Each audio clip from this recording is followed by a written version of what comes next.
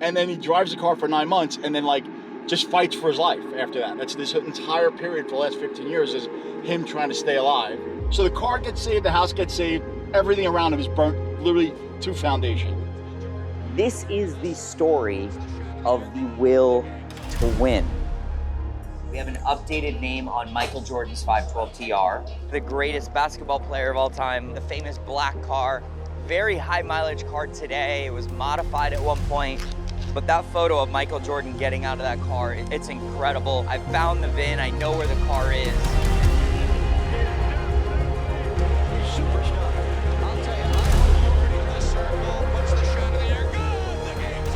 This may be the greatest story that we've ever told. I call myself an automotive storyteller, and today I'm gonna have to use notes because this story is too important. And again, this may be the most insane history of a car that we've ever chased, that we ever had the opportunity to buy.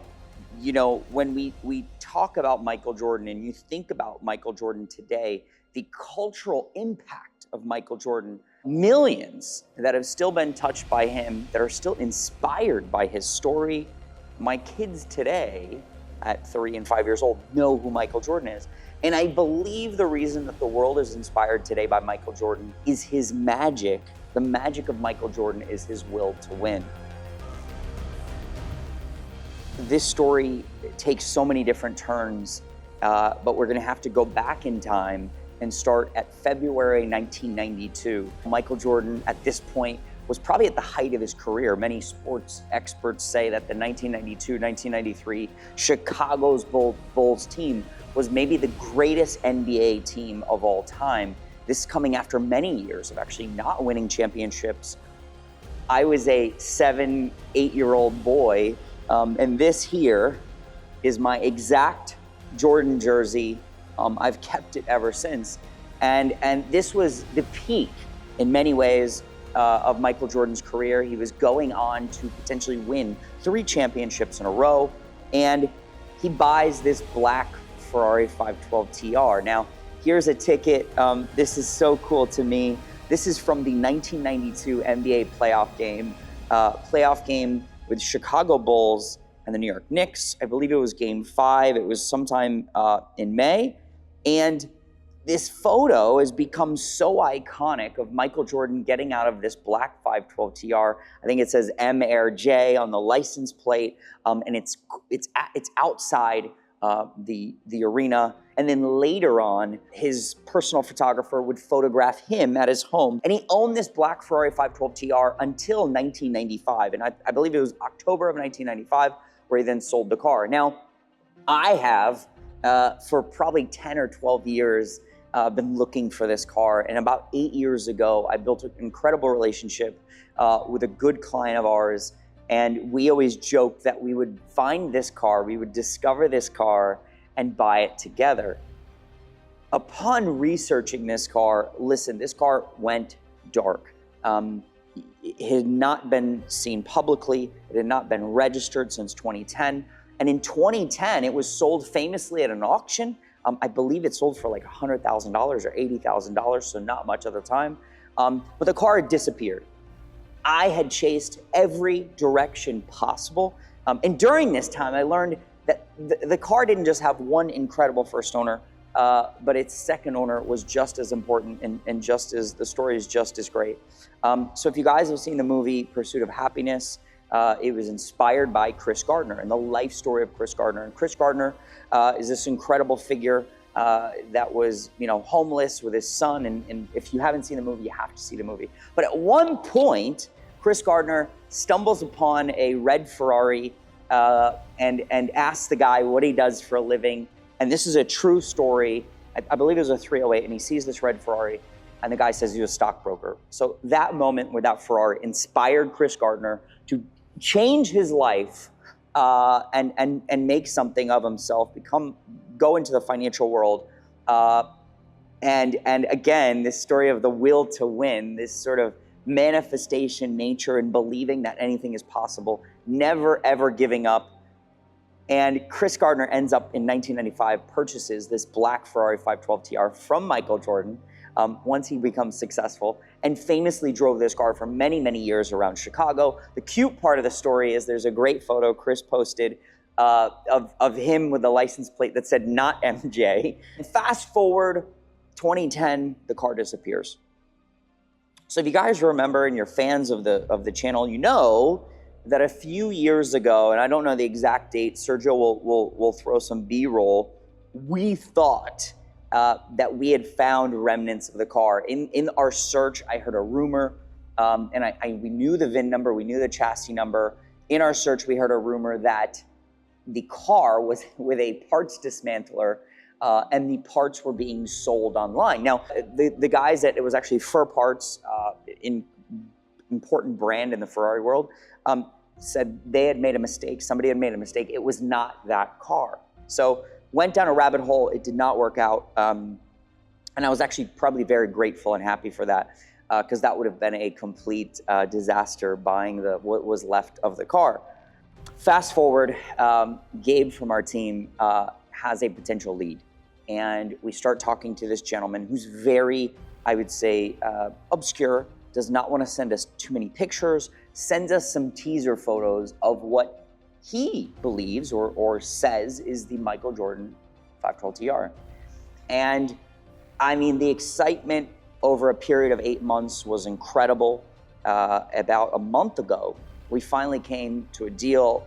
We had a purchase agreement in place. And I'll never forget this. We're sitting at our sales meeting, and I said, oh, you just got a copy of the title? Send me a copy of the title, let me look at it. And I look at it, and obviously we've been chasing this car for 10 years. I realized right away the VIN was wrong. And it was like getting punched in the stomach. That day I was incredibly just emotional and depressed. I was almost shocked. Like, how did we just chase this car for 8 months to a year? The owner was not giving us all the information. He promised us this was this car. And I was really let down and hurt. At that moment, not to sound too cliche, but the story of the Chicago Bulls, the story of Michael Jordan, the story of like a team coming together. If you've ever seen The Last Dance, you understand the history of the Michael Jordan and the Chicago Bulls is about relying on your team members. Herschel from our team says, I'm gonna find this car. I'm gonna help you find this car. And I think, without getting emotional on you guys, I think, that is the beauty of the relationship we have. The passion of Curated was, it's not about the money, it's about the hunt. It's about delivering a dream, and it's about making a dream happen. A dream for myself, a dream for a friend, a dream for the brand. And Herschel made one phone call that led to another phone call, and he's digging with resources and contacts, and we're all just, and he gets a last name. And we immediately start Googling this last name, and a bunch of phone numbers come up, and we just start calling them. I'm like, here, try this one. Here, try this one. Here, try this one. Most of the phone numbers are dead. The landline is dead. We're not getting anywhere. And on the last number, it actually rings. And no one picks up. He leaves a message. He sends a text message. And within 20, 30 minutes, he gets a phone call back. And the phone call back is from a sweet lady. She informs him that her husband, actually, they do have the car. She purchased the car. And we were honest. We told her the story. And we said, listen, we feel like we were either getting scammed or, maybe someone was misled. And, we're in this situation. And man, what an incredible opportunity. No. Yeah, she's like, we haven't thought about selling. We just parked away. It's in the same exact condition it was in. She's like, okay, well, let me speak to him, and we'll give you a call back. I'll let you know. I'm like, not too nervous. I'll fly out there. We'll fly out there. Yeah. Bro, we're getting this. What do you think? Bro! This is fucking... Within a few days, Herschel was on the plane with Sergio to California. As you guys know, obviously this video is about the car. We ended up purchasing the car. And I think this next part of the story is just so special because it wasn't just the will to win of the first owner or the second owner, but the third owner's story. I don't think I've heard of a car with such a great story, so much will, faith, hope in one story with these 3 consecutive owners. So I can't wait to share this car with you guys. It's the first time the car has been seen in probably 15 years publicly. Good morning and welcome to Los Angeles International Airport. Just landed in LA picking up the rental car. I'm gonna see what Herschel has in store for us. I have no idea. Neither do I. I have no idea what we're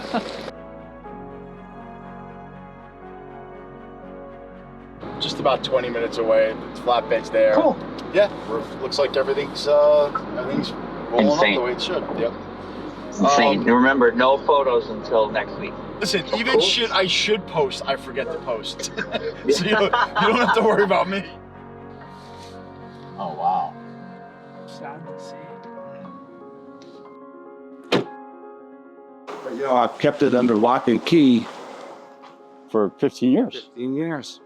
When I first got them, before I came down with cancer, I would take the cars out. My wife would verify around 12 midnight every night. Mm-hmm. I'd give them a run. You gotta understand what we've been through up here. We've been through I could not believe it. What's wild is you'll have 2 houses perfect, not even like smoke damage, and then 3 houses completely burnt to the ground. When I made that turn and saw that the cars were here, of course that's the most important. Yeah. And then my house was here. Yeah. We don't have a ton of expectations on condition. We kind of know what we're getting into. This is being a fun project. To bring this back to life, that's part of the fun for us. This car needs some love, and to give it the love and to bring it back to its former glory.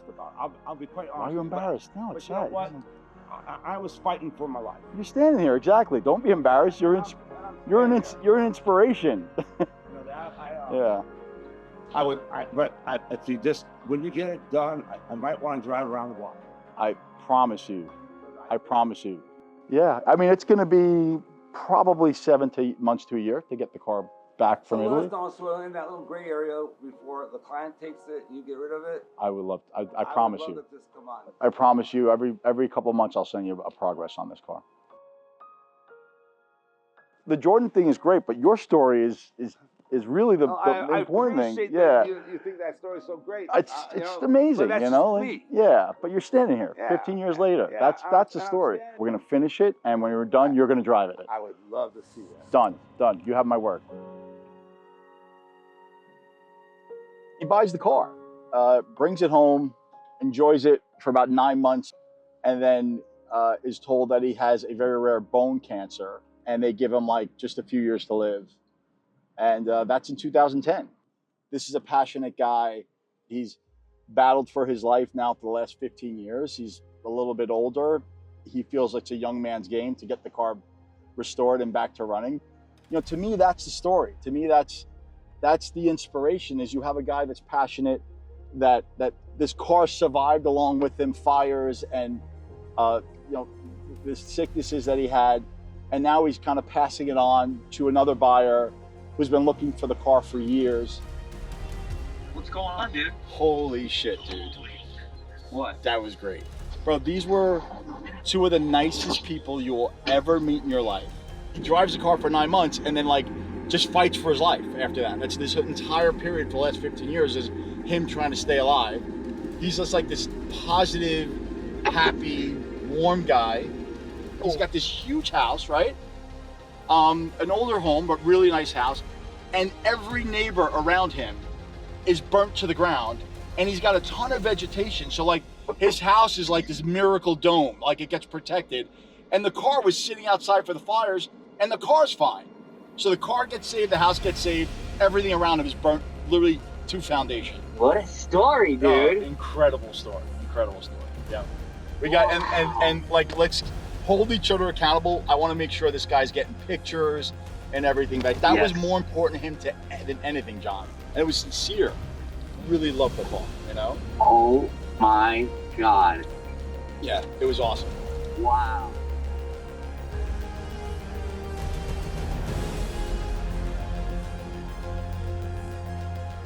This story is just beginning. The car has been, it's survived this incredible, natural disaster. It's survived the last 15 years And now I think it's our responsibility to send it back to Italy, send it back to its birthplace, and restore the car back to the way it was brand new. I'm hoping that we're going to be able to share this car with the world, share the process with everyone, and I'm truly honored to invite you guys on this journey. And this story gets super exciting because we're now in the process of reaching out to former teammates. We're definitely going to reach out to Chris Gardner.